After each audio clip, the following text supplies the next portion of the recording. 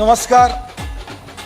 कोल्हापूर महापालिकेची निवडणुकीची रणधुमाळी सुरू आहे आणि या निवडणुकीमध्ये कोल्हापूरमध्ये महायुतीच्या माध्यमातून प्रशासकांचा जो काही कारभार आहे, डायरेक्ट कंट्रोल निवडणुका न झाल्यामुळं महायुती सरकारचा आहे. विद्यमान मुख्यमंत्री असतील, उपमुख्यमंत्री असतील, पालकमंत्री असतील, यांचा डायरेक्ट अधिकार त्याच्यावर आहे. आणि म्हणून आम्ही हा पंचनामा या ठिकाणी प्रकाशित करत आहोत की या महापालिकेचा कारभाराचा हा पंचनामा आहे. रस्त्याच्या संदर्भातला असेल, ड्रेनेजच्या संदर्भातला असेल, कोल्हापुरातल्या असुविधा असतील, या सगळ्याला जबाबदार कोण आहे? तर महायुतीचं सरकार आहे.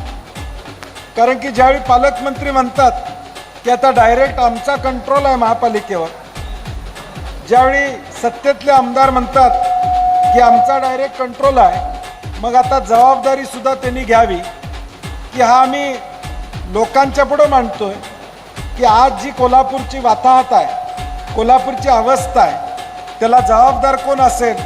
तर हे विद्यमान महायुतीचं सरकार या ठिकाणी जबाबदार आहे आणि त्याचं उत्तर त्यांनी देणं या ठिकाणी अपेक्षित आहे. कारण की मी म्हटलं तसं 100 कोटीचे रस्ते आले, ते काय झाले या बातम्या तुमच्याच आम्ही त्या ठिकाणी दिलेल्या आहेत.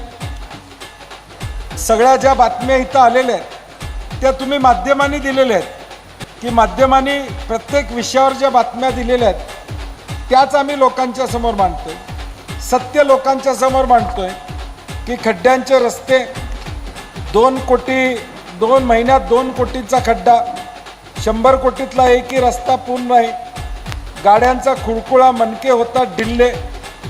उपमुख्यमंत्री आले की रात्रीत रस्ते केले जातात. मग अधिकार हा कुणाचा आहे?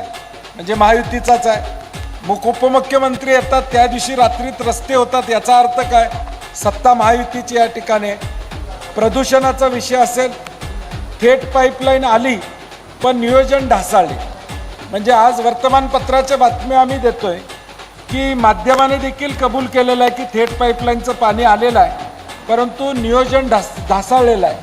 आणि म्हणून हे सगळे मुद्दे, भ्रष्टाचार, महापालिकेत टक्केवारीतून बिल मंजुरीचे स्मार्ट स्कीम, ही बातमी आपली स्मार्ट स्कीम. ह्या आम्ही वर्तमानपत्रामध्ये आलेल्या बातम्या. सांडपाण्याची समस्या उग्र, नागरिक त्रस्त, ड्रेनेजचा भ्रष्टाचार असेल, निधी 38 कोटी तरी प्रदूषणात भर, पंचगंगेत सांडपाणी, आकाशात धूर, ह्या सगळ्या झूम प्रकल्पाचा विषय असेल, पार्किंगचा विषय असेल, वाहतूक कोंडीचा विषय असेल, ड्रग्स, मारामारी, खून, कायदा व सुव्यवस्था या कोल्हापूर शहरातली बिघडलेली आहे, याला जबाबदार महायुती आहे. केशवराव भोसले नाट्यगृह हे ज्या प्लॅनप्रमाणे तयार केलं ते सुद्धा हे बांधू शकले नाही. म्हणजे मी व्हिजिट त्या ठिकाणी केली नाही, परत ते म्हणले असते विरोधक आमच्या कामावर टीका करतात, परंतु तिथला जो काही रिपोर्ट आला, श्रीमंत छत्रपती शाहू महाराज आणि तिथली कमिटी ज्यावेळी गेली त्यावेळी जे ठरलं होतं त्याच्यापेक्षा वेगळं तिथं झालेलं आपल्याला अनुभवाला त्या ठिकाणी आलेलं आहे. मैदान आणि बगीचाची परिस्थिती आणि अंबाबाई मंदिरच्या परिसरामध्ये आज लाखो पर्यटक येतात, तिथली दुरावस्था, हा सगळा महायुतीचा कारभाराचा पंचनामा आज आम्ही जनतेसमोर या ठिकाणी मांडत आहोत.